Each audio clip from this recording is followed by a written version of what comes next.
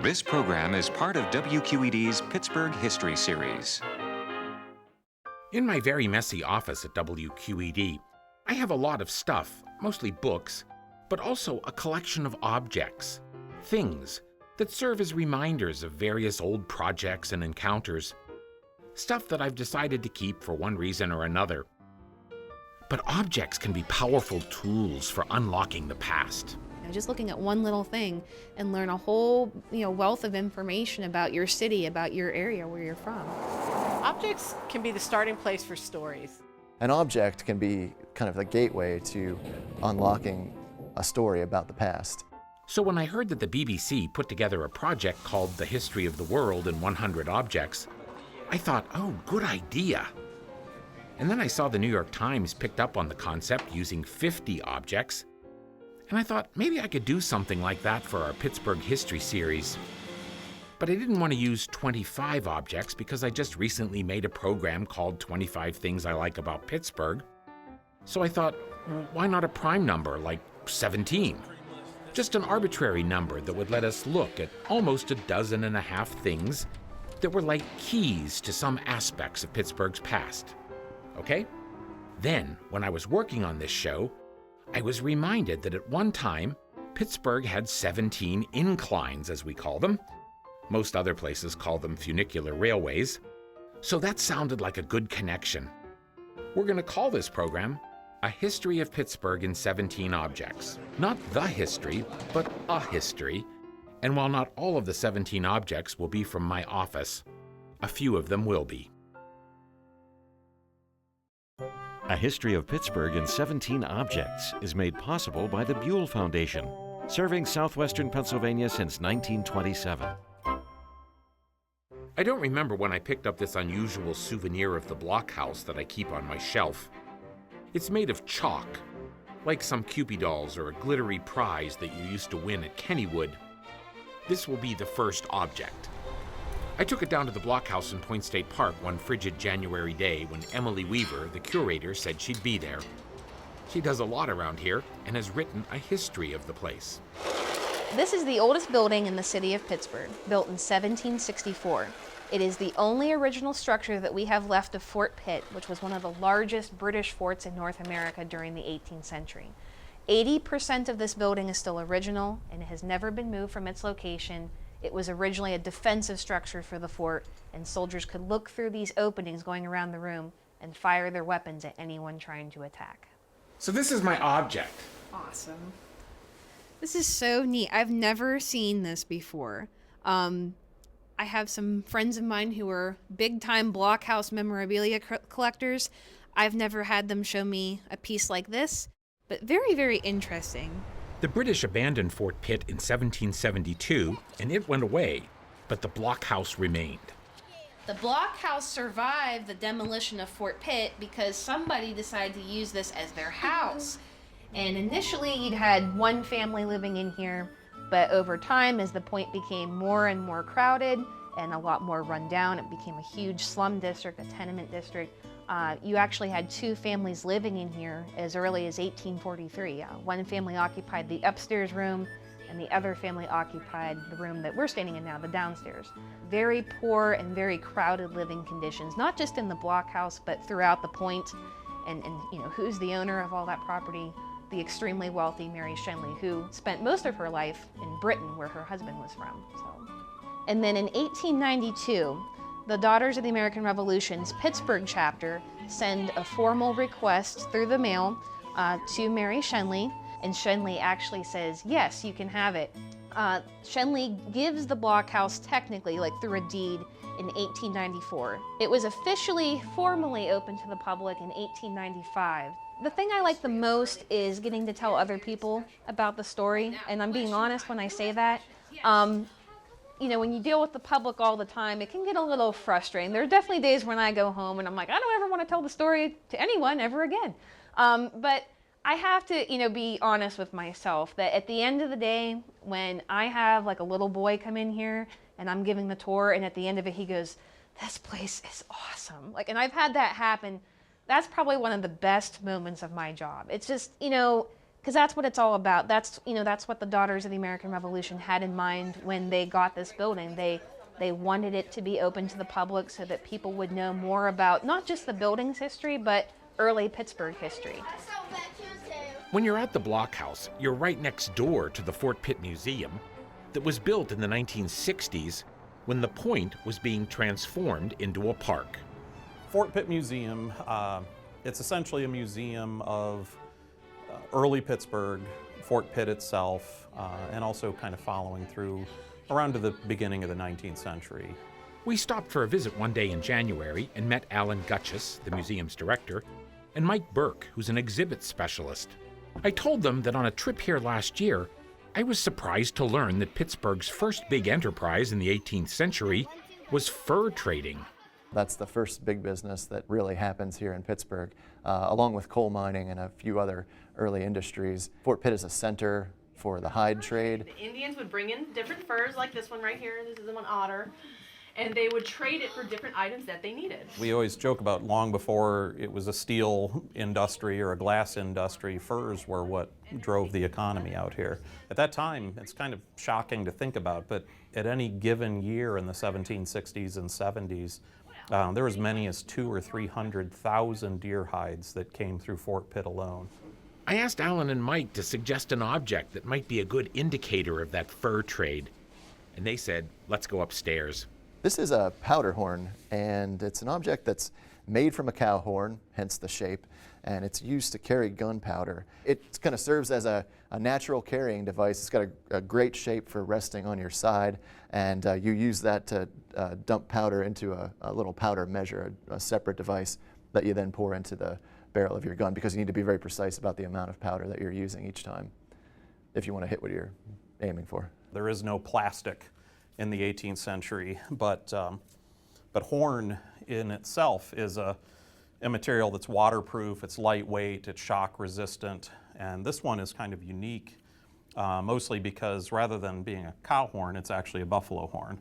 This powder horn is one of about a dozen that depict Fort Pitt in pretty good detail. Got some Native American figures kind of skulking around the fort with bows and arrows. One of the only times that probably would have been going on was during Pontiac's uprising in 1763. And so while the horn itself is undated, we think it was almost certainly made in the summer of 1763 because of the subject matter. One of the things we forget about is that slang that we use, like a buck for $1, actually comes from that fur trade, comes from the 18th century, where other trade goods were often valued off of the value of a buckskin. So let's say a powder horn is our second object. It's a wonderful object to represent the early history of Pittsburgh. It takes you right back to the earliest days of the city. In fact, you can actually see outside the walls of the fort. These are some of the buildings that would have been around Fort Pitt at that time, and that's would be known as the Lower Town, these group of buildings along the Monongahela River. So this is one of the earliest depictions of Pittsburgh that you'll find. Before we left the museum, because I'd read that the first beer west of the Allegheny Mountains was served at the fort, I had to ask about that. The Army often supplied soldiers with rum to be available, and there's been some talk of that there might have even been some brewing taking place down here, beer during the time period that the fort was occupied. The earliest that we can document is actually from the mid-1790s, when there was a brewery just outside our doors here. Actually, the building it would have been located in is now under 279, so we can't actually take you to the site, but you could drive over it anytime you'd like. Well, Ed Vidunas has a local beer history website called PittsburghBrewers.com, and we met up with him at Piper's Pub on the south side, along with two local glass collectors, Dick Gaetano and Dave Fassinger, to talk about local beers and bottles. I've discovered 141 breweries in Allegheny County to date, just by doing interesting research. Yeah, I brought a couple of T-top beers, they call them, and they're from right around 1900. And a picture of the blockhouse on them, that's Fort Duquesne. We do know that the British Army, when they were here at Fort Pitt, drank beer. But right after the British Army left, people came in to populate the town a lot more. Somebody came in and opened up a brewery at the Point, And that took off. Slow but sure, other Scotch-Irish people came in and opened up breweries from here to Lawrenceville. By the 1840s, the Germans started to come over in large quantities. They settled mostly in the north side, what was called Allegheny, predominantly Deutschtown that we know today, mostly because they had the hillsides to keep their beer cold. But I knew there was a beer called Fort Pitt beer that was around when I was a kid. I told Ed that this Fort Pitt beer bottle was my object, even though it apparently had nothing to do with the old fort. Well, no. Fort Pitt beer didn't start until about 1906. Obviously took the name from Fort Pitt. Since Fort Pitt had a blockhouse, they've used the emblem of the blockhouse as part of their logo. And they had a slogan that my dad used to say all the time when any job or activity was over. He'd say, "Fort Pitt, that's it." That was a phrase that was coined by advertisers in the 1930s, I believe, after Prohibition, when Fort Pitt came back to life. Parts of the big old Fort Pitt brewery complex, repurposed for other businesses, are still standing in Sharpsburg. Although the business was sold in 1957, along with the second brewery in Jeannette, Pennsylvania. The old slogan is prominently displayed on the buildings. 1949, that plant, I think coupled with Jeannette also, was the largest brewery in Pittsburgh and Pennsylvania. And now there are plans to revive the brand, so there may be new bottles and brews ahead. When you think of the 1800s, almost every neighborhood in Pittsburgh had a brewery, and they're all gone now. It shows you the industry that formed in Pittsburgh, the glass blowers and how to make it, the marketing. With the resurgence of craft beer now and people getting more and more into brewing, there's always a chance it may come back. Beer connects everything. Okay, and even beer bottles can be clues to pieces of Pittsburgh's past, which includes a long and significant history of making glass. Harley Trice is a glass collector and historian. Glass was really the first major industry in western Pennsylvania. Glassmaking began in 1797 with Albert Gallatin's glass company, the New Geneva Glass Works in what's now Fayette County, and also Craig and O'Hara, two famous names in Pittsburgh, started a glass company that same year right near the Point in Pittsburgh. To learn more about glass, we headed out to Mount Pleasant in Westmoreland County, where on Route 31 just east of town, the old Lenox Crystal plant now houses a museum started in 2012 by writer and historian Cassandra Vivian. If you trace the history, there were glass companies all over western Pennsylvania. This Mount Pleasant Glass Museum shares space with a retail glass and antique shop run by an Irish master glass cutter named Peter O'Rourke, who came to work here in the 1980s. I thought it was an ideal marriage for the museum to come in and take half of it and keep me in line and force me to get a little bit smaller. There is significant local glass history. L.E. Smith Glass started here in Mount Pleasant in 1907. Bryce Brothers Glass operated its large plant here from the 1850s till 1965, when it was bought by Lenox. All the plants have closed, but the museum specializes in their glass. These three companies probably represent the best of American glassmaking. In addition to the three factories, a major plus, the people who are associated with this museum worked in the factories. When they give you a tour, they can tell you what they did. They're valuable to us. They are an asset. We met a number of museum supporters and guides. They all had favorite objects. Bryce first started making glassware that was used in the White House in the 1920s, and it was a blown and cut pattern known as Ardmore. This basket is L.E. Smith. It's pressed glass. L.E. Smith made all pressware, and the pattern number on that was 407. This particular design became our second leading stemware pattern in the 80s and 90s. This was a particular piece that was never made on a machine because of the design of it. It was made on a 6-man shop and continued to be from the day it was designed to the day plant closed. They made punch bowls, and the L.E. Smith punch bowls are world famous too. And they came in all shapes and sizes. They made a whole bevy of them. It's the jelly bean jar. It was first given to President Reagan, and when all the other politicians seen it, they wanted their version. Probably the best known would be the pieces that we made for the new presidents. Glass that was made by Bryce for the 1962 World's Fair, and the stem of the glassware is in the shape of the Space Needle that is in Seattle and was a big part of the fair. There are so many unusual glass objects here, but I think I was most intrigued by what's maybe the oldest piece. Let's call it object number 4. This is a milk pan, which is hand-blown and made about 1800 to 1810 by Albert Gallatin's glass factory in Fayette County.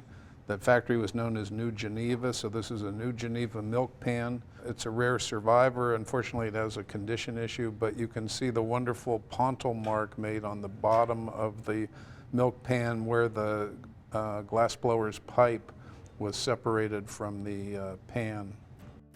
It's just one of the many pieces that seems so valuable in this unusual young museum. This story is as big as steel, it's as big as coal, and we need to do something to make the people aware of it and appreciate the history. This is like a dream come true, this museum. There is a pride in this community, and in every community that makes glass. There's certainly a pride in those pieces that their people have made, and just the process of making it and preserving those, I think, is important.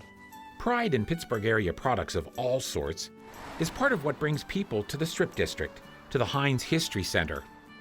The director of the museum division here, Ann Mataross, is proud of many of their artifacts. But we asked her, can you pick just one? As a museum person, I love objects. I'm passionate about them. It's my job, but it's my fun and my love and my personal kind of quest. The exhibit staff made sure we could get a close-up view. This is one of my favorite things that we have in the collection. It's a sterling silver presentation tray. It would have been on a tabletop.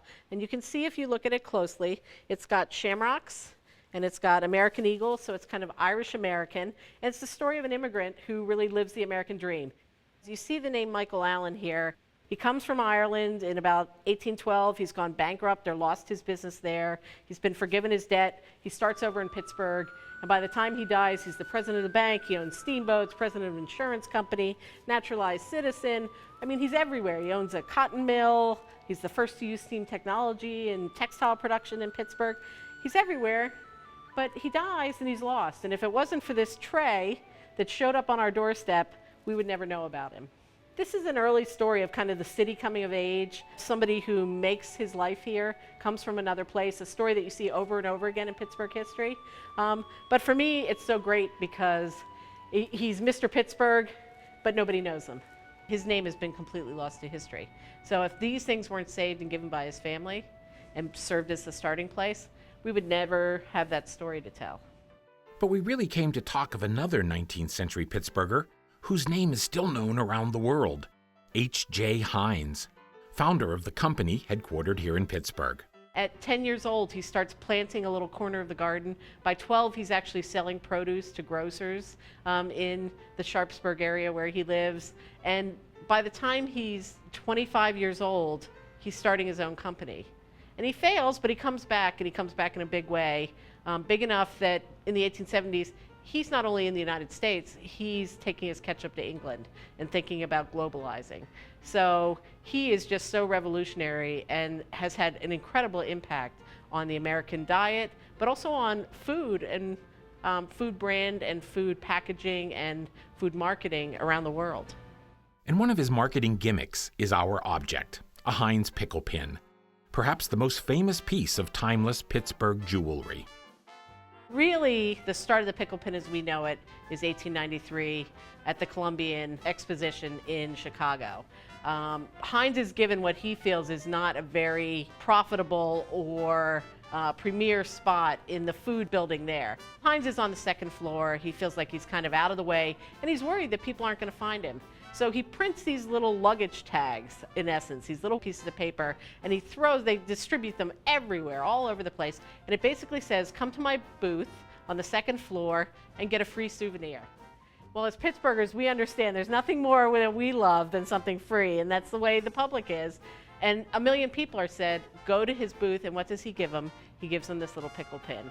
So the 1893 ones are made out of gutta percha, that early kind of rubber substance, hard. And they're charms. They have a little gold, usually link at the top, so you can hang it on your watch fob or put it on a bracelet or a necklace. And they're charms until about in the 19-teens, early 19-teens, and that's when they become the pins that we know better today. One of the editors of the Saturday Evening Post actually even called it one of the great merchandise advertising products of all times. So from the beginning, people recognized and appreciated that this is pretty incredible little thing. And it's a piece of Pittsburgh known around the world. But that's the great thing about Heinz. He doesn't save his marketing for here. From the very beginning, he's reaching out to a larger audience. You know, we probably love Heinz and appreciate it in a special way as Pittsburghers, but it speaks to a global audience.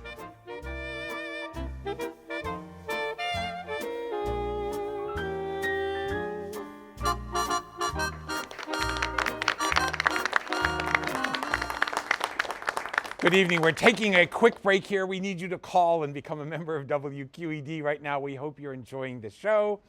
It's been a ton of fun. As always, we work down to the last minute. It's really fresh, and we hope that you're enjoying the show. And a special hello to our friends out in Mount Pleasant, I think, who were gathered together at the museum to watch tonight. We hope it was okay. You have to stick around for the credits at the very end. You have to. All you people there at the Mount Pleasant Museum, you have to stick around. All the people who are involved, you know, we always save some of the outtakes for the end of the show. But we want you to call right now. We want you to become a member and do it at the sustaining level. We're going to push tonight to get you to give $5 a month. You can put that on your credit card. We can get it billed to you. It's $60, a $60 membership, and you'll get a DVD of the show we're watching tonight, which is A History of Pittsburgh in 17 Objects. And I'm Rick Sebak. I'm the producer, and I narrate the show. And I'm here tonight with Chris Fenimore. People mistake us for each other. I can't imagine why, but I'm always glad to be associated with Rick Sebak and his wonderful programs. I wanted to tell you that, you know, WQED is celebrating its 60th anniversary this year, so it's sort of our anniversary, but we're celebrating you. Because it's this community that has made it possible for WQED to be here for 60 years.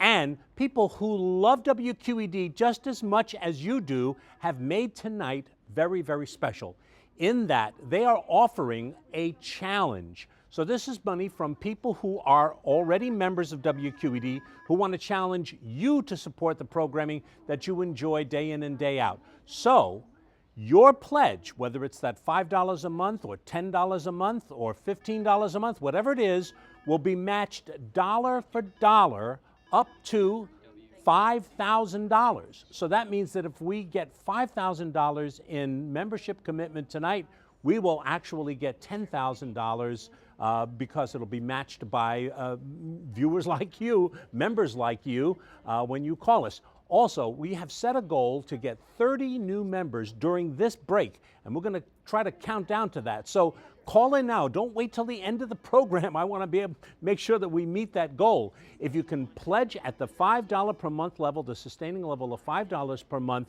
we will send you a DVD of the program you're watching right now. But we have an even better deal. For $7.50 a month, we'll send you the Rick Sebak 3-pack, as we call it. That's the History of Pittsburgh in 17 Objects, the DVD, What Makes Pittsburgh, Pittsburgh, one of my favorites, and The Strip Show, one of my all-time favorites, because the Strip is probably my favorite part of what Pittsburgh is all about.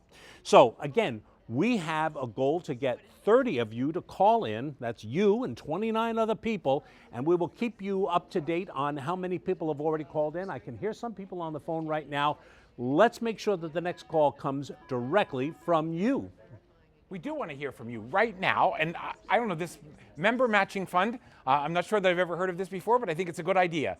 Some members who are already in have said, okay, we'll give more if you can get more people in. So we're asking, especially if you've never called before, call tonight, become a sustaining member. $5 a month gets you to that $60 level where you get the DVD of the show we're watching tonight. $7.50 gets you to the next level where you get 3 DVDs. And if you can afford $10 a month, At the $120 level, you're going to get that whole set of DVDs, but you've got to call tonight. And we have great volunteers here tonight to answer the phones. They want to hear from you, and we're looking for that 30-member goal right now during this quick break. And I can tell you that, as always, we have so much fun learning all the stuff that we learn in these programs. And people say the nicest things about the Pittsburgh History Series.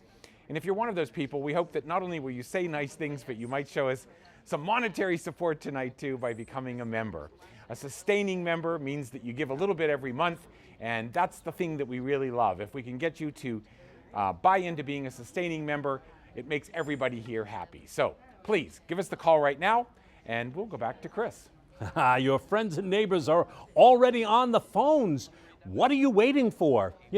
If you become a member at that sustaining level, think about it. The sustainers, people who give us a monthly commitment, they enjoy the ease of monthly giving and the convenience of an automatic renewal.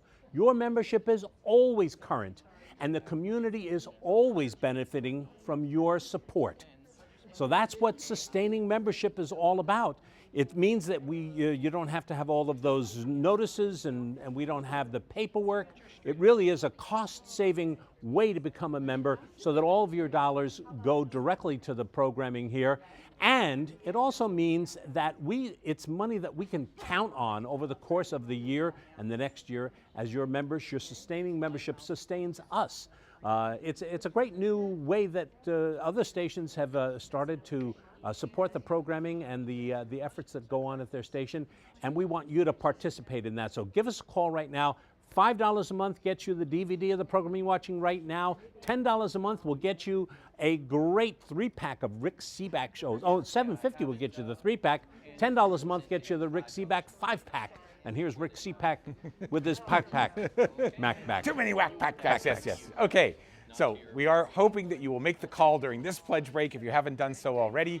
We're hoping to have 30 at least the $60 level. WQED is 60 years old this year, and we're celebrating our 60th anniversary and hoping that you will help celebrate it too by giving us $5 a month on this new plan. And tonight, your $5 a month membership will be doubled in essence by this new membership matching fund.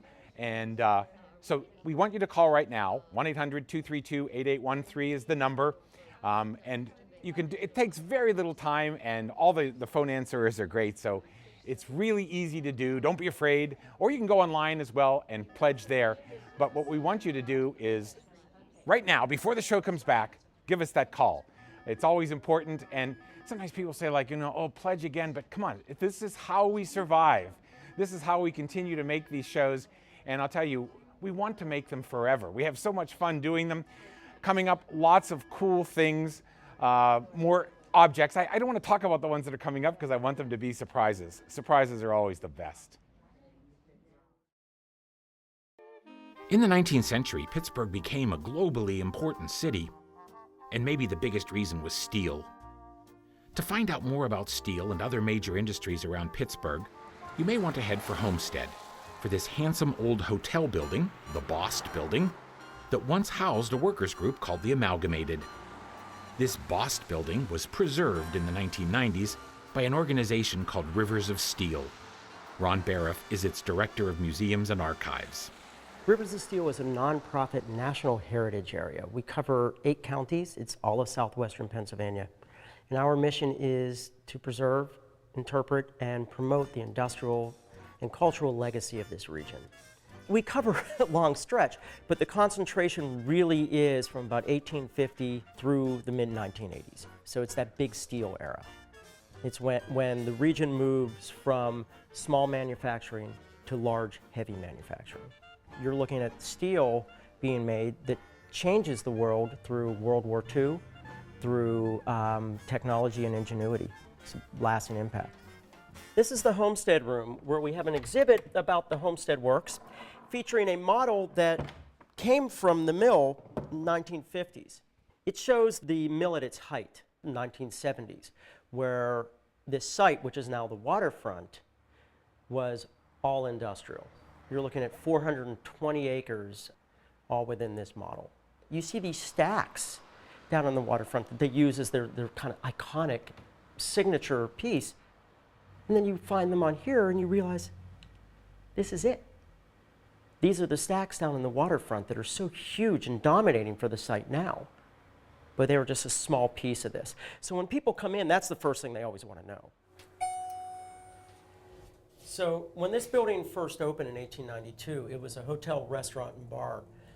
We're going up to the 3rd floor, which was part of the hotel, sleeping rooms. And when this building opened, it was the tallest building around. So that's the reason the Amalgamated chose this building to be their meeting space, because they can look down into the mill site. Now what's up here are changing exhibits. We have exhibit space. Current exhibit is about Jones and Laughlin, and we're using photographs and artifacts and other memorabilia from the mill to tell this story, tell the story of not just the Pittsburgh works, but also the Aliquippa works and other holdings for J&L. And there are many objects from the Homestead strike on display here. So now we're down in the basement where the archives are. We have our research area here. We have storage, where we keep a lot of our items. And on the table here are some lunch boxes that I pulled for a researcher. But the best stuff is on this side, which these are from the Duquesne Works, and they're employee ID photos and negatives. This stuff was all left behind. It would have been in landfill somewhere or burned. They would have just destroyed it. So many of the objects are reminders of the people who worked for all these local companies. I especially liked an object of which many were donated to Rivers of Steel, and now it gives them to its new members. This is an employee badge from Jones and Laughlin Steel Pittsburgh Works, and this would have been your employee ID. So you make a donation, you get a premium. That's the premium. And it's a neat piece. It isn't often that you can get an actual legitimate from the mill artifact. You know, the iron and steel industry in this region defines us even to this day. But this is without a doubt, it's one of the smaller things here, but it's one of my favorite things. It's a photo from an open house in 1948 at the Homestead Works. These two boobies and their babushkas up on the high line at the Cary furnaces. But the reason I love it so much is that you have everything that the Rivers of Steel National Heritage Area stands for, what we're all about, the culture, the people, the industry, all in one shot. These artifacts are coming in from the people who lived these lives or whose parents lived this life. And it's a piece of them that's coming in here. And it's being able to tell their story, preserve their legacy, and help move it into the future. As we got to the 20th century, everybody knew someone who worked in a mill. Dad worked at, he was more or less like a blacksmith. He worked at Christie Park Works, took care of the mules that hold the steel around inside the steel mills. Mules knew when the whistle blew, the mules, they headed for the barn. They knew what was quitting time.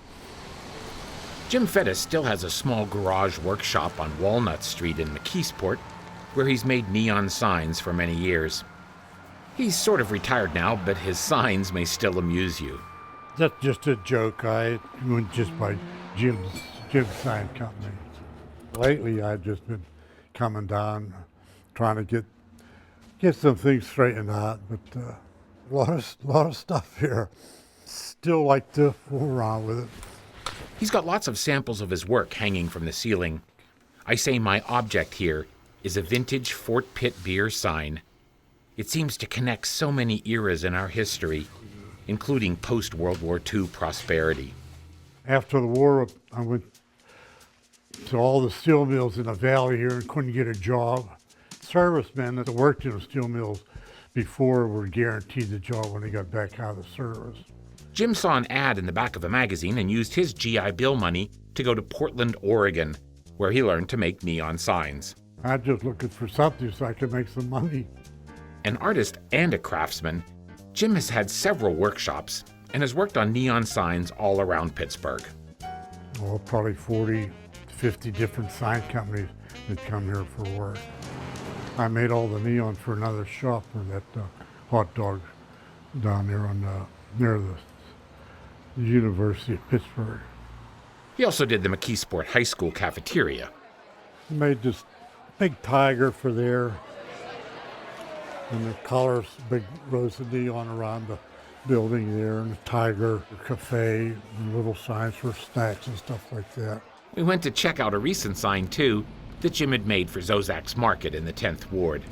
Yeah, everybody wants to know where I got that sign. I said, yeah, my Uncle Jim made it. Did a good job. I just hope you don't break it because I can't fix it for him. Yeah, I enjoy it. It was not like a job, but when I got up in the morning, I couldn't wait to get down here to finish the job to see how it's going to turn out. Yeah, it was actually fun to do. I never considered it as a job. But neon signs just aren't everywhere as they used to be. Yeah, there isn't too many calls for it so much anymore. People just got away from it. They're going into these LED lights. They don't do the job as a neon tube does. Before we left, we noticed that Jim Fettis was once a champion duckpin bowler. Duckpin bowling is not too different from regular 10-pin bowling. And Jim told us that he'd made a neon sign for Glassport Lanes, all duck pins, in the nearby town of Glassport. We had to check it out. It's owned and run by Marion Molinaro, a retired nurse, and her son AJ helps keep everything running. 74 we bought the place. My mom manages all the paperwork for here. She manages the facility. I serve pop and chips, that's it. I don't cook. No cooking. This is the only bowling alley that has duck pins exclusively in the area. And some clubs have their own, like 4 alleys downstairs and stuff like that. But as far as public bowling, it's the only pub in the whole area. And a lot of people don't even realize that we're here. And a lot of the duck pin lanes that are left are private clubs. When bowlers arrive on a Saturday night like this, they often stop first at this vintage contraption. The ball cleaning machine, it's brushes and pads. Before they start bowling, they put their balls in the machine, it cleans them, polishes them, and then they're ready to go for the 3 games for the night. These bowling balls are clicking on about 60 years old now. They used to be my dad's way back, and I just carried them through life with me, you know. It starts every night with the whistle. Free bowling! Want to pull it up, Milo? And they pick out whoever the name who gets free bowling. Tonight we have the Archer Hill Bowling League. They're a very old league. They started in McKeesport. We've organized this league, and ever since then we've been bowling together for 56 years, 58 years. We all grew up together. We all grew up. And we probably noticed, I think we got 10 or 12 people over 80. I know all of them by name.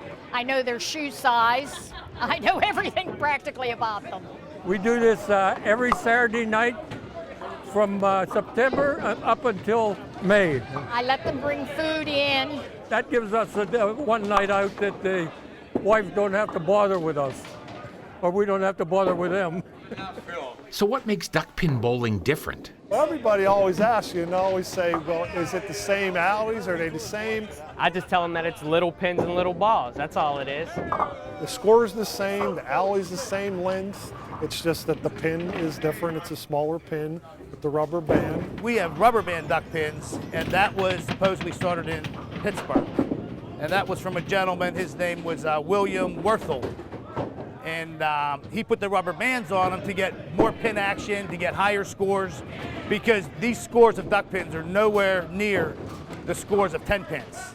Like I always tell people, if you bowl 100, if you get 100 score, that's a good game. In this area, we always had the rubber band duck pin. And why the duck is referred to with the pin, I don't know. This is an original wood duck pin with the band put on it.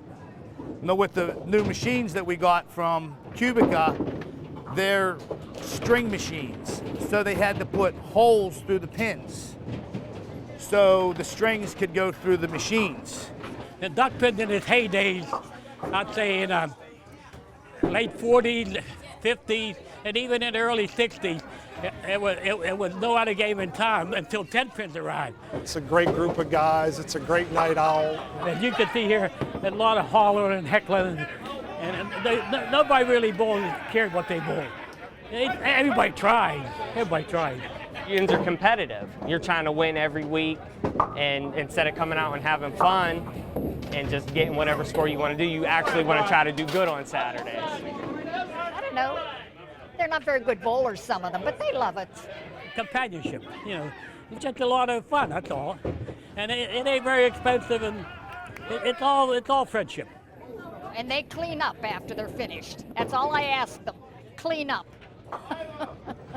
There are duck pin lanes in unexpected places in western Pennsylvania. And now I've got one rubber band duck pin as an object in my office, right next to object number 10. A trolley token that I found in my dad's things when he died.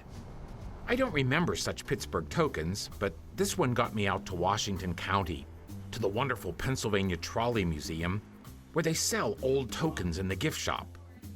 We got to talk with Scott Becker, the museum's executive director, as well as the museum's archivist, Ed Leibarger, and we took a ride with Art Ellis, one of the museum's founders and a man who took many home movies of old streetcars before they went away. These men all knew the old token.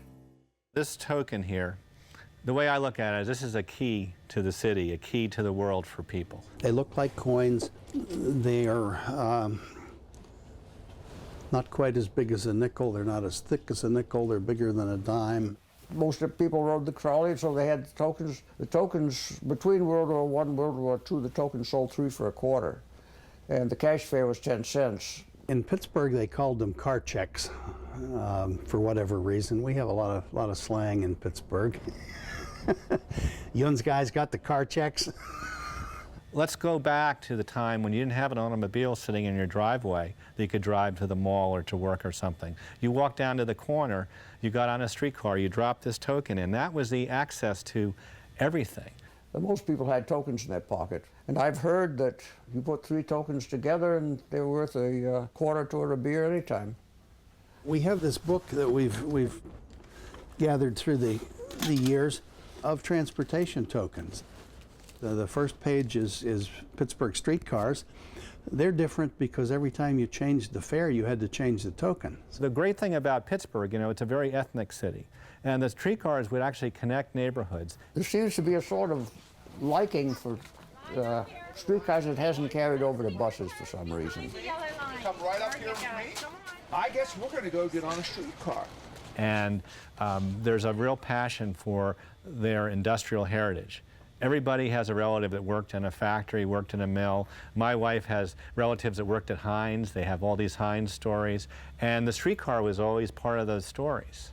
When the streetcars first came in, they were the fastest vehicle on the street. And after a few years, they became the slowest vehicle on the street. This is central to people's lives. This is how they got around. And we're really lucky to have this nearby museum where all of this trolley culture is preserved. Now what you need to do when you get on, we're going to put our token in this little box right here, okay? We have a film you can watch, we have exhibits you can look at, which are traditional museum things. But what's not traditional is you get on an authentic vintage streetcar and you go for a ride. And you get a three-dimensional experience. You feel the sway of the car, the rumble of the motors, the air compressor, the smells. You can ride all day if you want. Some people, the kids don't want to leave. The trolley ride drops you off at a big nearby building where the museum keeps its collection of streetcars. This day, volunteer Scott Kramer was giving a tour to some first graders from St. Louise de Marillac School. We started collecting trolleys in 1949. That's a long time ago. Before we even had a museum, we were collecting trolleys. We started out with 3, and now we have 50. The streetcar industry lasted basically from 1890 to 1930 or so, maybe 1940. And that was it. It was, I think, the 3rd largest industry in the country at one time. After World War II, they started to abandon the lines. In the 1950s, even more so. The automobile had really conquered the trolley in a lot of ways, and people saw the era slipping away from them. They didn't want it to slip away. They wanted to hold on to pieces before it was all gone. Most of our cars are basically Pittsburgh or Philadelphia. This car over here is one of the famous yellow cars from Pittsburgh. Over 1,000 of these cars were made. There's only 2 left. They're both here at our museum. Let's watch inside the car, okay? Watch inside the car.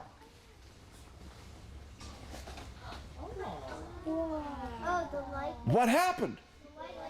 The lights went out. What happens if I put the pole back up there? The lights go back. So what's up there in that wire? Electricity. Electricity!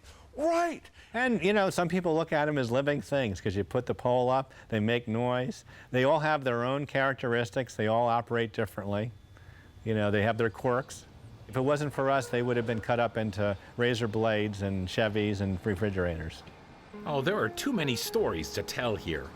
The orange car is famous to us because, first of all, it was the first car to travel along the Pennsylvania Turnpike. In 1958, it was trucked out here. And then in 1984, Fred Rogers came out to the museum and operated this car on his TV show. Oh, this is great. Is it all right? You're doing fine. Fred grew up in Latrobe. And according to Fred, way back when he was a youngster, they had trolley cars in Latrobe. And the trolley was also a transition object from the real neighborhood that Fred used it into the neighborhood of make-believe, where pretending went on and then back again. That was a transition. And that was David Newell, who plays Mr. McFeely, the speedy delivery man on Mr. Rogers' Neighborhood. One day, we drove over to Latrobe and met him here where he planned to drop off some objects.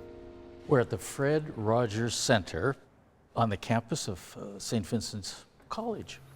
You know, all of Fred's writings are here, all of the scripts, all of the programs, copies of the programs, promos that he did over the years, artifacts, and it's also a place where the students from St. Vincent's can come and research children's television that they like.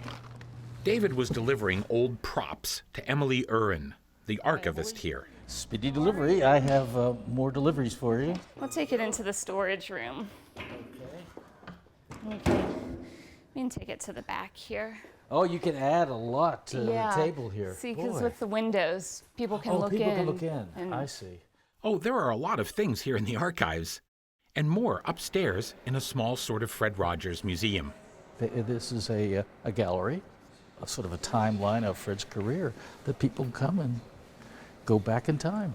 See Fred as a college student, and you hear some interviews, and we're all here. The cast members' pictures are here, and it's really something that I get a little bittersweet when I'm here because I worked for the neighborhood 45 years, 46 years, and I come here and I remember all of this. Well, back in my office, I have some neighborhood souvenirs, including a trolley, but I had decided my object would be this odd little toy that plays samples of Fred Rogers' voice. It's a beautiful day in this neighborhood, a beautiful day for a neighbor. It's called Mr. Rogers in Your Pocket. I do remember this. I call it a keychain. You can see the key, you put your keys on here, and I guess you can go and greet people by, here's one. I like you just the way you are. Now let's try another. Let's see what this is. Please won't you be my neighbor? Appropriate. You know, it's helping the legacy too, carry on. It's a beautiful day in this neighborhood, a beautiful day for a neighbor. Would you be mine? Fred Rogers' legacy includes decades of work on local and national television for children. The program started as Children's Corner in mid-50s, 1954. And the minute it came on the air, Pittsburgh took to it. It was a very popular program, and then when the Fred Rogers years came along, he wasn't on camera in the Children's Corner. They were, I call them, the golden years of children's television in Pittsburgh.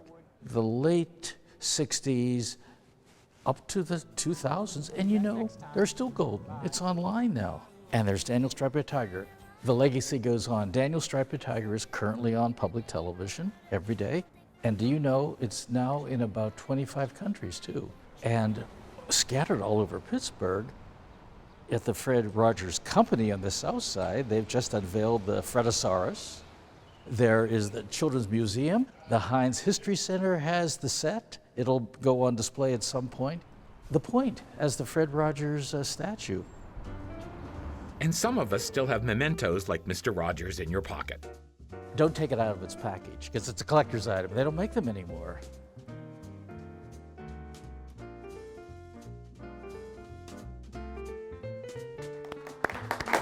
Oh, terrific. I don't know about Mr. Rogers in your pocket, but so many of us have Mr. Rogers in our heart. He stays there as an integral part of what it is to be in Pittsburgh. Of course, Mr. Rogers went out to the whole world. But one of the great things that we have a chance to do here at WQED is programs that relate just to you, just to our community. And that is something that's disappearing from other forms of television. So we encourage you to encourage us by becoming a member and supporting this kind of community-directed, community-generated programming that enriches all of our lives. Rick Sebak, he's over there, so he won't know that I'm saying he's a treasure. He's a treasure for us here in many ways, like Fred Rogers was a treasure for everybody around the country. And so we want to make sure that Rick has the wherewithal to continue to make these significant programs about our lives. You can help make that happen simply by becoming a member of WQED.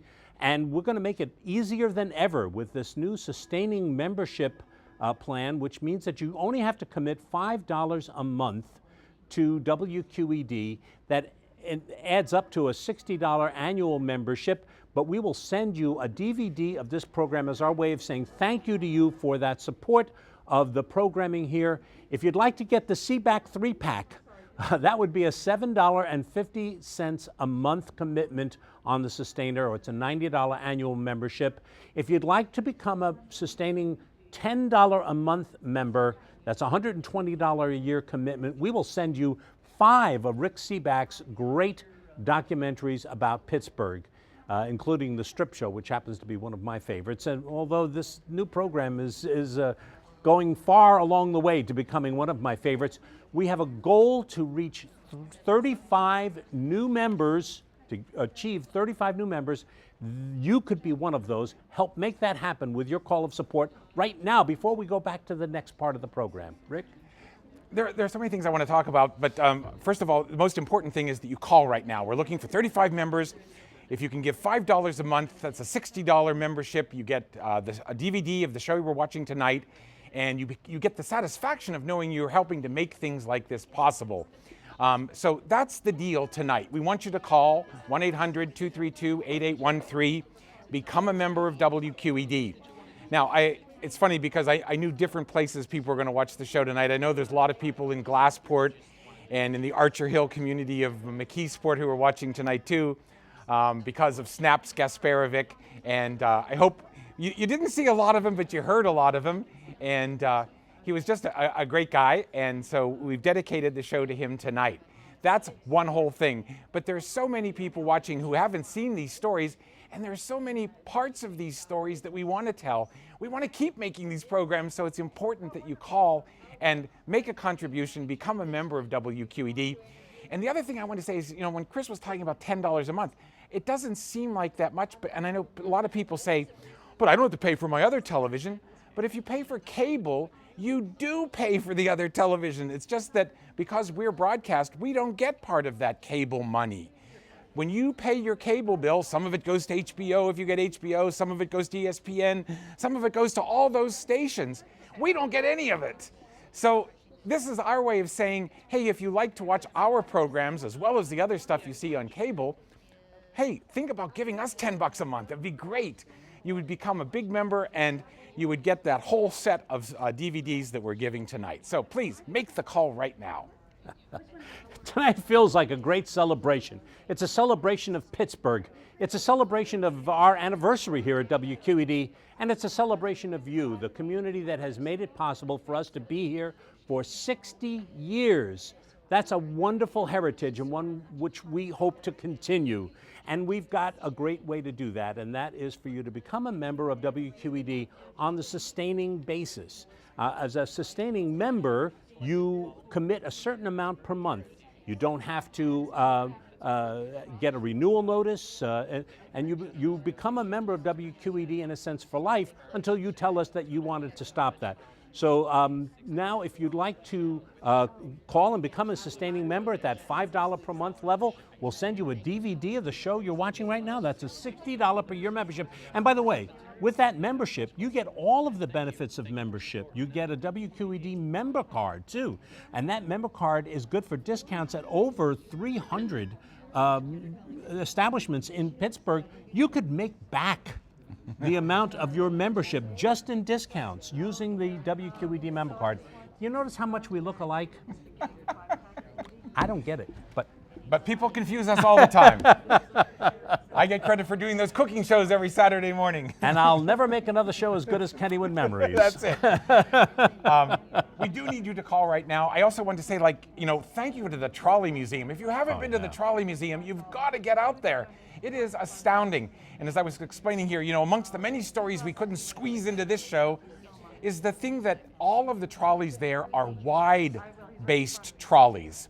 The gauge on the trolley tracks around Pittsburgh, as well as Philadelphia, and I think St. Louis and several other cities here in the east, were wider than railroad tracks. So it made for a nicer ride. You had more room in the car, and that's maybe one of the reasons why people loved streetcars so much.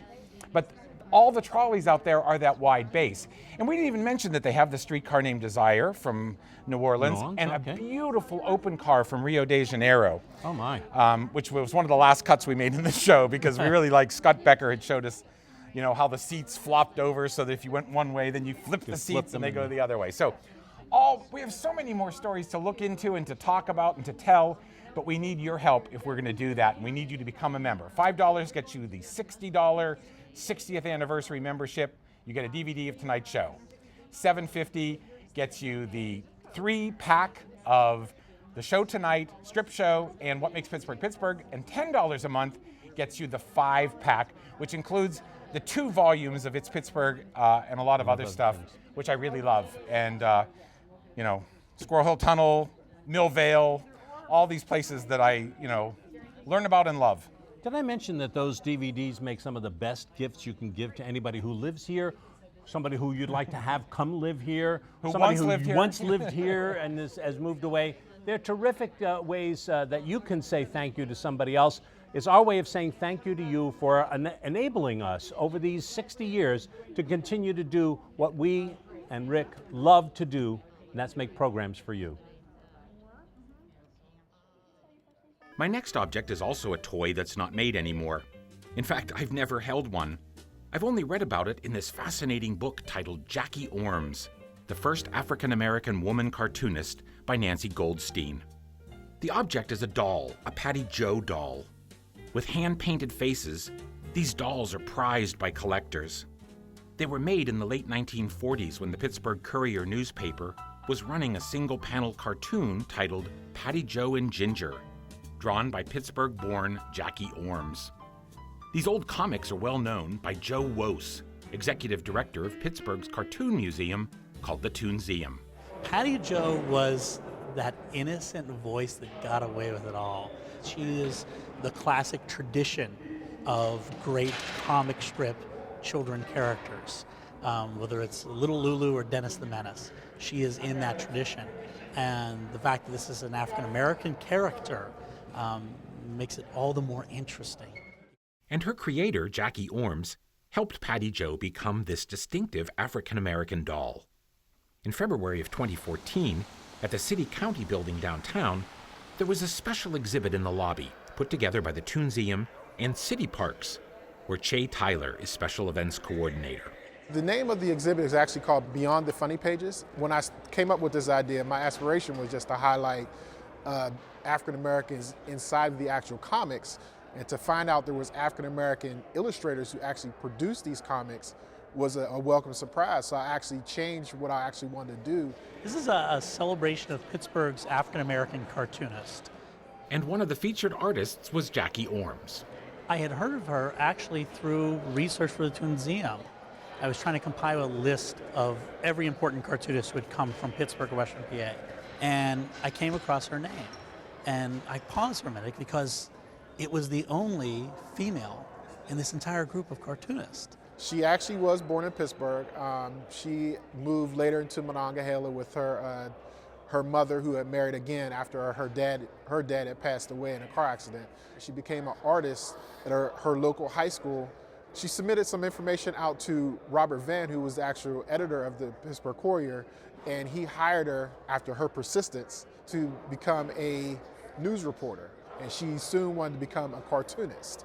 From the late 1930s till the mid-1950s, Jackie Orms wrote and drew comics and comic strips for the Pittsburgh Courier.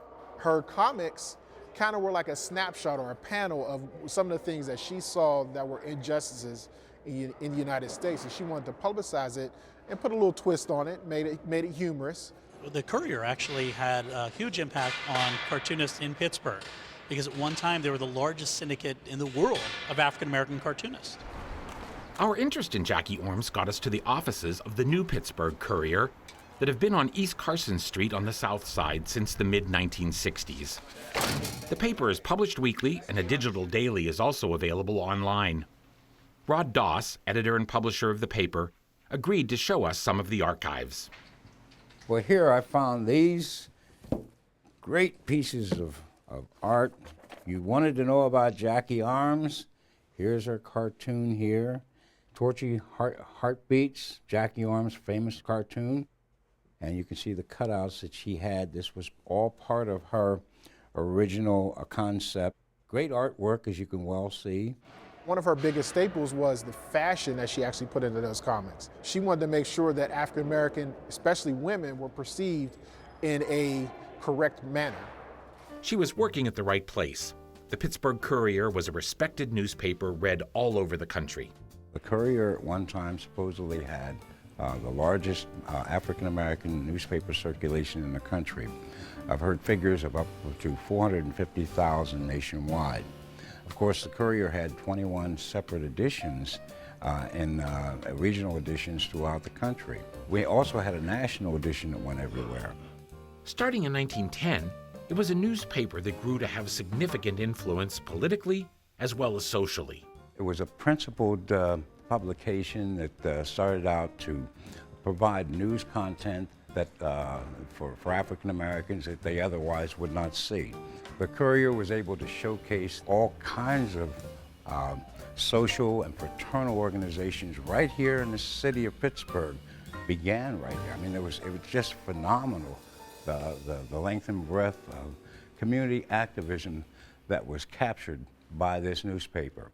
One of the great names who was associated with this paper was the late great photographer Teenie Harris, now recognized for his documenting for decades the lives and times of African Americans in Pittsburgh. At one time, I lived right around the corner from him in Homewood on Kelly Street, and it was my job at that time to go to his house early in the morning and bring in the prints, the photograph prints that he had made for the paper, and turn them into the editorial department. Now, the Heinz History Center has one of Teenie Harris's cameras. It's an old studio camera, a beauty, and let's call it Object 13. Now, it's not the speed graphic camera that he's often pictured with, but that camera's whereabouts are unknown. Luckily, however, after some years of controversy over their ownership, the photos that Teenie Harris took from the mid-1930s through the 1970s have become part of the permanent collection at the Carnegie Museum of Art in Oakland. Lulu Lippincott is the curator of fine arts who manages the Harris archives and oversees the many exhibitions of his work at the museum. Teenie is famous as a sort of documentary photographer.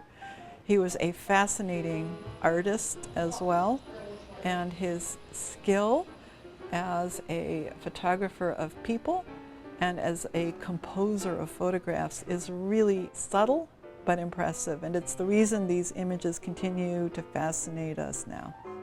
Anyone who takes 80,000 negatives is doing more than a job. He had a portrait studio, he made photographs for the Courier, he did nightclub and bar scenes on weekends.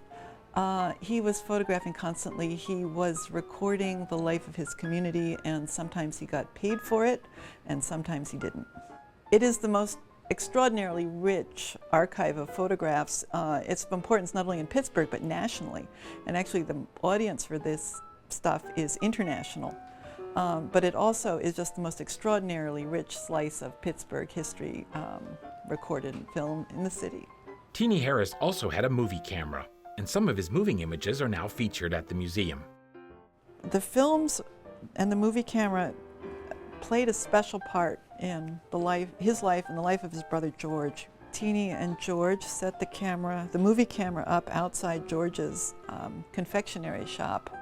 And I hate to say it, it sounds terribly sexist these days, but they photographed every pretty woman who walked by. And there are some really amazing women in those shots. And the baseball stuff was a surprise because we had some baseball photos, but lugging that camera to Forbes Field can't have been easy. And typical of Teenie, he was there for the important events. He loved taking pictures. In fact, that's exactly what he told me when he was being celebrated in his later years. He really didn't understand all this attention he was getting. He said, "I just like to take pictures." Very simple. Simple and yet amazing. So many photographs of everything from duckpin bowling to a streetcar beside the stacks in Homestead to a group of kids grilling hot dogs. And one of those hot dogs, a skinless wiener, is going to be object number 14. There's a small cart on Grant Street downtown where Jerry Kennedy's been selling hot dogs since 2004. It's called Newman and Marley's. It's named after my 2 old dogs that I had, Boston Terrier and a half Samoyed and a half Husky. And it's hot dog, sausage, kielbasa. Today's the pulled pork dog. We have specials Wednesdays and Fridays. Friday is the bacon cheeseburger dog. Sounds good, but we came to talk about the wiener itself. It's actually a John Morrell hot dog, and they have a great quality, great taste. They're actually from Cincinnati, Ohio, and the John Morrell Company, it was started in 1827, and they're not exactly local, but they're not far away. I'm the only person that has them within about 200 miles, so. So they're actually good dogs that he steams, then grills. And Ohio or not, all skinless wieners have some Pittsburgh in them, because skinless wieners, essentially sausages without casings, were developed here in the early 20th century at Mellon Institute. You see, scientists at Mellon Institute did research and development for hire, funded by businesses and industries.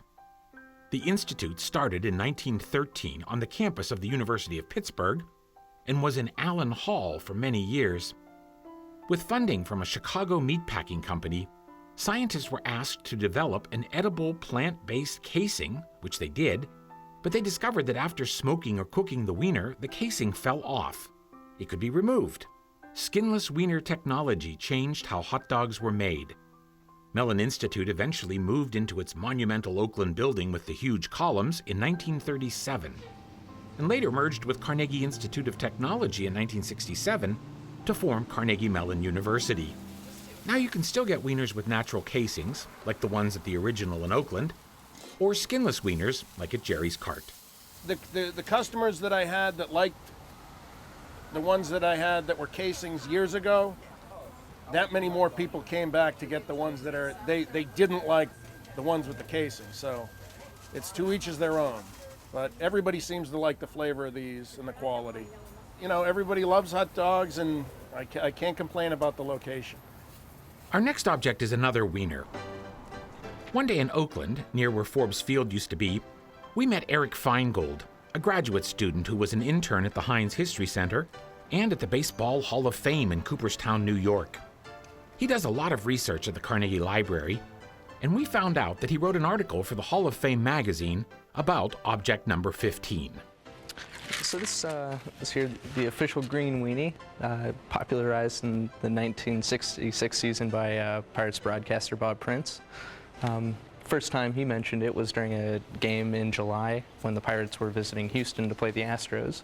He looked down and noticed the Pirates trainer pointing what appeared to be a green hot dog at the batter, and then described the scene by saying, "There's a picture of a grown man pointing a green weenie at Lee May."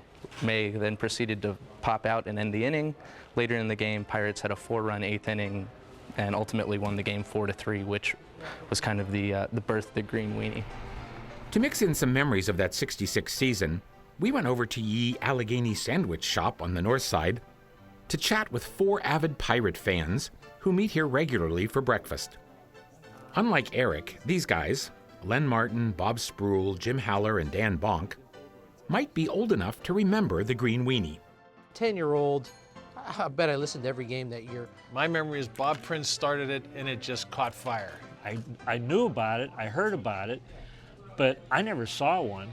But I followed this by proxy. I mean, I didn't have a chance to do this or anything or hold it up. Yeah.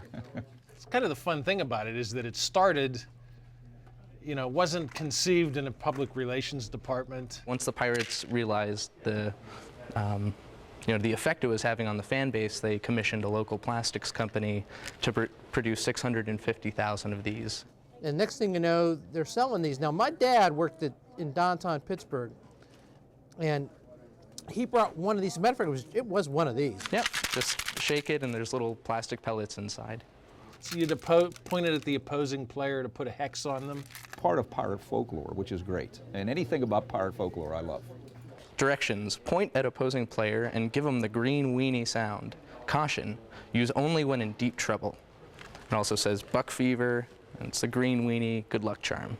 You could hear them on the radio, whether Prince was shaking it or whether there was a bunch of people in the crowd shaking it. But that team was so good in '66, they didn't need anything. They had just a blistering lineup, and they didn't need any gimmicks for that pirate team. Big hitters: Stargell, Clemente, Clendenin, Alou, Moda. Clemente won Most Valuable Player in 1966. Bill Mazeroski set a single-season record for most double plays turned, and the team actually combined for the best batting average in the major leagues. A lot of people would say that this really worked. So This didn't last very long. The next year it was out. It definitely led to the Terrible Towel. The Terrible Towel, kind of came about in a similar way. I don't remember this being like a terrible towel at a Steeler game where there's waves and waves of yellow towels. But I can remember as a 10-year-old waving this thing, in hopes it had some impact. Oh, objects can have a rattle and an impact, and sometimes they make historic changes for the better. One day in Lawrenceville, we went to meet Scott Bricker, one of the founders of Bike Pittsburgh and now its executive director. He knows this town has not always been kind to bike riders. Dating back to about 1991, Bicycling Magazine named us one of the top 3 worst cities in the country to ride a bike in. It became pretty obvious that we needed some help for people who ride bikes around here. In 2002, one of our co-founders was hit by a car. The motorist seemingly did it on purpose because he yelled out the window, "That's what sidewalks are for." And Bike Pittsburgh was born. A handful of us who wanted to change the streets and make Pittsburgh a more bike-friendly place found the website bikepittsburgh.org, and we've made a lot of headway over the last 10 to 12 years, and we're now a bronze bicycle-friendly community. Bicycling Magazine, that same magazine that named us one of the top 3 worst, has named us one of the top 30 best bicycling cities in the country. So yeah, we're definitely making some headway there. Well, it was an object that got us over here, the classy bike rack that you see all over town. The Three Rivers bike rack, which we called originally a public art bike rack, until no one knew what it was. And then we had to actually come up with a very literal name for it, the Three Rivers bike rack. It's straight gauge steel that's been galvanized.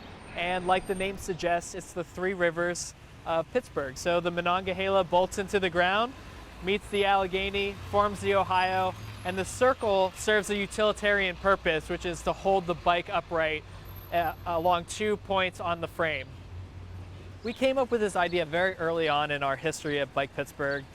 We had nearly $0 as a budget for an organization, but we did have a vision for the city, and part of that vision is creating infrastructure that's friendly to bicycles and bicyclists. We worked with the Sprout Fund for a small grant to design and fabricate 10 of these bike racks.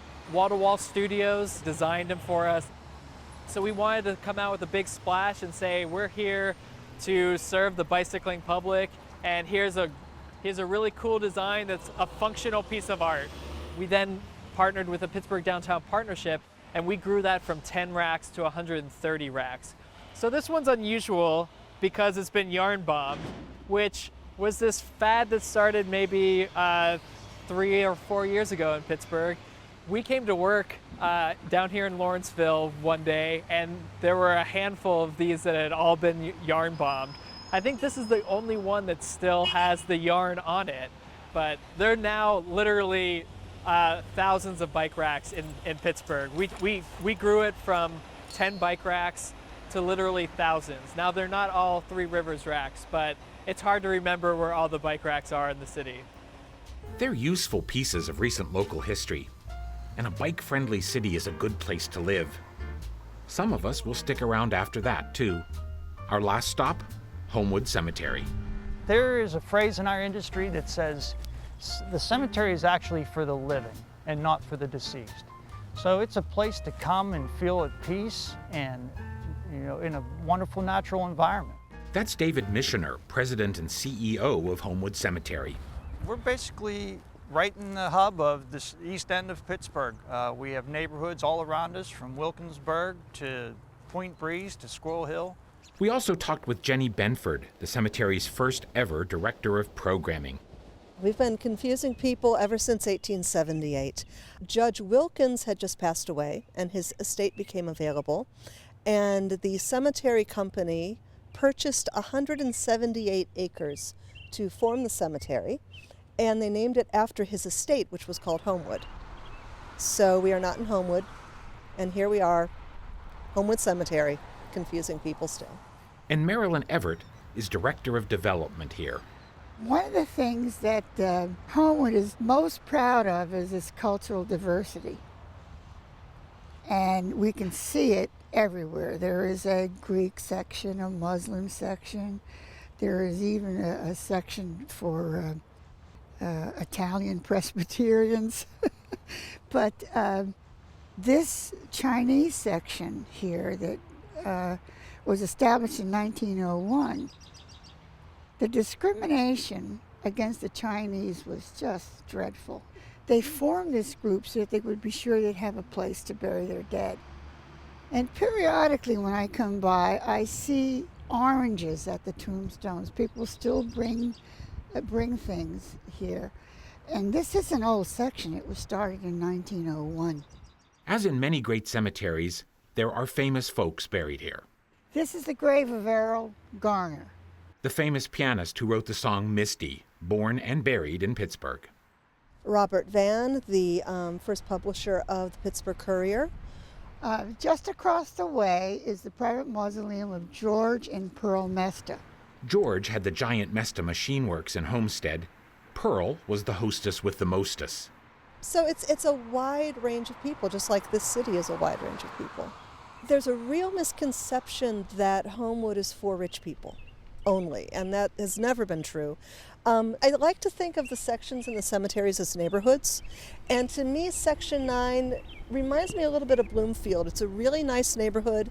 It's really attractive. Your neighbors are right next door.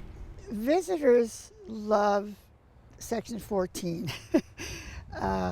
That's where the familiar names are, like Heinz and Benedum and Pitcairn and so on. Coming to Homewood and not seeing the pyramid is like coming to Pittsburgh and not going on the incline. The family names on the mausoleums and the monuments it's history of Pittsburgh, right here in Squirrel Hill. But the cemetery has to take care of the mausoleums, and they have keys to all of them for safety inspections and maintenance, as well as new arrivals. A key to a mausoleum is our object. There is a lot of history here. From my perspective, what you get here is you get to be part of a continuum. You get to be part of a story that is constantly evolving. You get to be part of a bigger community. And one of the joys of being alive in a big community is that we get to learn about things. We can notice objects and make lists and take great joy in our history. We discover details and spark new interests and find out about all kinds of activities that make this area feel like home. You know what my dad would say right now. That's it, Fort Pitt. Oh, yeah. That's it, Fort Pitt. Terrific. We had this big controversy. You know, the ad says Fort Pitt, that's it.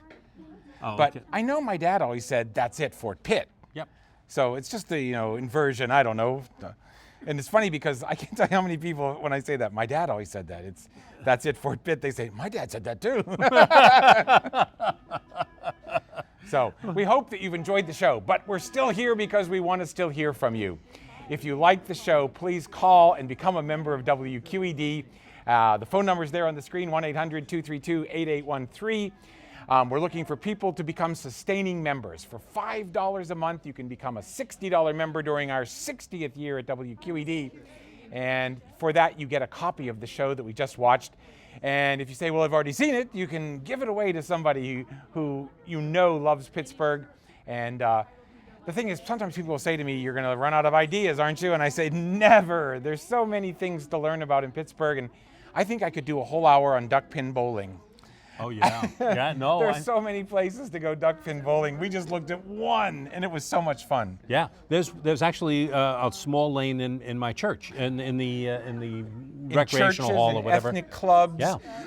Literally, the first time when I walked in over at Glassport Lanes, I didn't have a camera crew or anything. I was just checking it out. And this guy starts talking to me about Monaca and Rochester and all these places where I should go check out these things. Even the PAA here in Oakland was a very famous duck pin bowling place, but I understand they've gotten rid of the lanes or something, so there was a flood. Now, is there a website for Pittsburgh in 17, or do we have a place? Is there some place that people, because I kept thinking, I have 17 other things, and I would love to have a place where people could put their 17 things that to them represent this. Well, I would say city go to WQED.org tomorrow and we'll see what we can do. Okay, all right. We'll see we'll put a place up there. In the meantime, you can call us right here at that number on your screen. You can call us toll free at 1-800-232-8813 and pledge your support to WQED as a sustaining member. What that means is that all you're really committing is $5 a month. You can stop that any time. But what it means is that we don't have that paperwork. It also means that we can count on that money on a sustaining basis. So it benefits us. It's a more efficient way of doing it. Save a tree, all of that stuff. And you could become a sustaining member at the $7.50 a month level and get 3 of those DVDs. The show you're watching tonight, The Strip District, and it's what makes Pittsburgh Pittsburgh? I knew it was a Pittsburgh thing. So why don't you join the people who've already called? We've had a tremendous response tonight. I want to say thank you to the people who have called, but if you haven't called, here's your chance. You can get the 5-pack Sebak 5-pack, and that is 5 DVDs for a sustaining membership at the $10 per month level. That's $120 a year. $120 is a significant amount of money, but you know what you spend $10 a month on? I mean, it's like everything. 3 Starbucks coffees, and all of a sudden that's $10 a week, never mind a month. So think about all of the enjoyment that you get. Think about all of the programming that you couldn't get anywhere else. Think about the incredible children's programming for all of the children of our community. And think about making sure that that continues to happen and that it has something to do with you, your public television station. Right, I know Chris in the past has often said these are like home movies for the community. Yeah. And I always think about that because it really is. We go out and I think our real goal is just to talk to people. It's just, I know that Dan Bonk and those guys from the Allegheny Sandwich Shop were going to get together to watch the show tonight too. And that's just it. I got some baseball cards and I was going to put them in and, cover up parts of their talk with the baseball. And then we just said, it's just as much fun to watch these guys talk about it because that seems to be what all the shows are about. It's just the enthusiasm of people and talking about things they love and talking about Pittsburgh that they love. Yeah, the passion for things and the things that we share. That's so much of what's in your programs because it seems to spark memories on people's parts. Whenever they watch your shows, it reminds them of something and they have these memories about it and so there's a good feeling that you get out of it. just by watching things that other people have done in a similar way. I love the idea that those guys get together. I won't ever get together with them for breakfast, but there you are. you never know. They invite one person a month to come have breakfast with them. Is that right? Yes, they have special guests every month. They may say, we would love to have Christopher Moore come have a breakfast with us. But I do share in a lot of, I've only came here in 1985, so I haven't been in Pittsburgh since, as my kids would say, since 1820. But there are things that I love and share. You even mentioned the original hot dog, they've become near and dear to me. It's something that I share with my children. I take them there, out-of-towners. I always bring them there. When I absolutely need the best French fries in the world, that's where I go, I heard you talking about the show. I prefer a skinned casing wiener myself. Yeah. Mm-hmm. But there's no question we invented skinless wieners here, so it's such a great story. And that's it. Pittsburgh is endlessly surprising, and we want to keep looking for those surprises and, capitalizing on them and preserving them and talking to people who know these things and, sharing it with everyone. Sharing is what we do. So if you enjoy that, if you enjoy watching these programs, please let us know. It looks like all the phones are busy right now, but please keep trying because it's important. It's what keeps us going. And so I also want to say a special thanks, as always, to the Buell Foundation. Yes. Because the Buell Foundation has been funding these programs since North Side's story. And that's really wonderful. And we can never say thank you enough.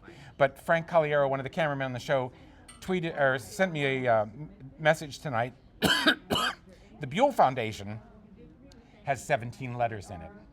So everything is 17. 17, the magic number. Give us a call. Thank you. Thank you. You get to a point where no matter what you do, it's always wrong. You arm bombed the entire Roberto Clemente Bridge. Rachel Carson. God, almost. Well, I think when you get to be 94, what do you say the secret is? I don't know. A lot of people think they stored ice in here. I don't know why. That's a Pittsburgh thing, yeah. Gumman bowling. I feel like I'm a movie star. I don't know. They think they're on TV. Or they want to be. Oh, I hate TV. I read.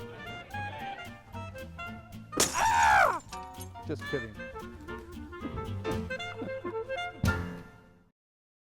A History of Pittsburgh in 17 Objects is made possible by the Buell Foundation, serving southwestern Pennsylvania since 1927.